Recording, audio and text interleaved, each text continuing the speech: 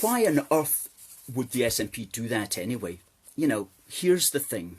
Last week we spoke quite metaphysically about how political reality is created. And we said that it's created through the words that come out of people's mouths, that come out of politicians' mouths. That's how political reality is created. And so it also depends, of course, on the power that you've got to assert your point of view. Now, this stone of hate was not just Alex Salmond going, oh, I think the tuition fees are a good policy. I'm just going to make sure everybody knows about that. No. It was propaganda. Propaganda. It was about propaganda, getting the point across that you're the master, and also domination from that. It was about, we're putting that stone there and you better like it.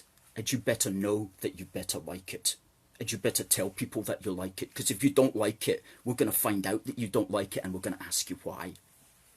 So that's essentially what it was about. Propaganda and domination. Political propaganda and political domination of society.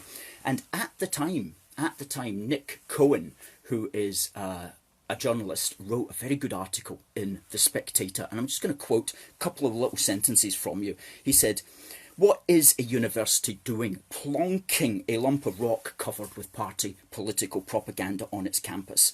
Scottish universities are meant to be independent. But here's the thing, the SNP will not allow them to stay that way, for a reason that lies at the root of its political success and wider failure."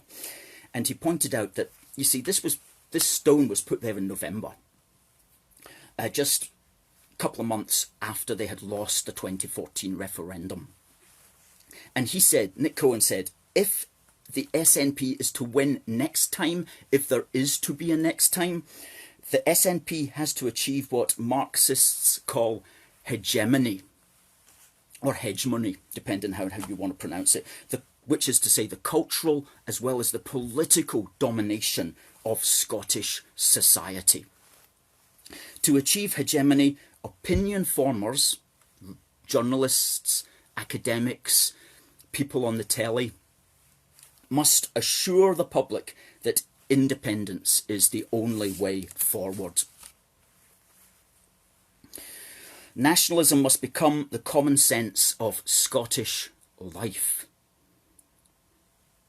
If the opinion formers lack the required enthusiasm, the SNP must persuade them to think twice before they speak out. So true.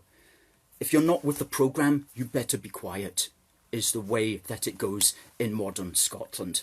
And there's somebody saying there, oh, the stone is just being looked after.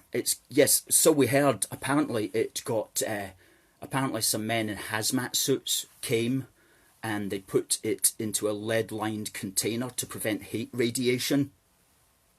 And they took it to a cottage, the basement of a cottage formerly owned by a Mr. Jimmy Savile. And there it will remain. I can assure you that's not coming back out into the public domain unless you bring it out for an SNP knees up or something like that. Otherwise, it's staying out of public view. It's gone now, okay? It's gone now. So, but that's the point, is that they have to achieve this domination. And I'll just give you an example of that domination this week. Steve, good to see you. Dougie waving back. Greg waving back. Cameron waving back. Cliff, fantastic. Good man. So they have to achieve this cultural hegemony where opinion formers, your journalists and your people on the telly, are afraid to speak out. And they think twice before they speak out. And if they speak out wrongly, out of turn, then you have to make sure that they apologise for that. And goodness me, did we see an example of that this week.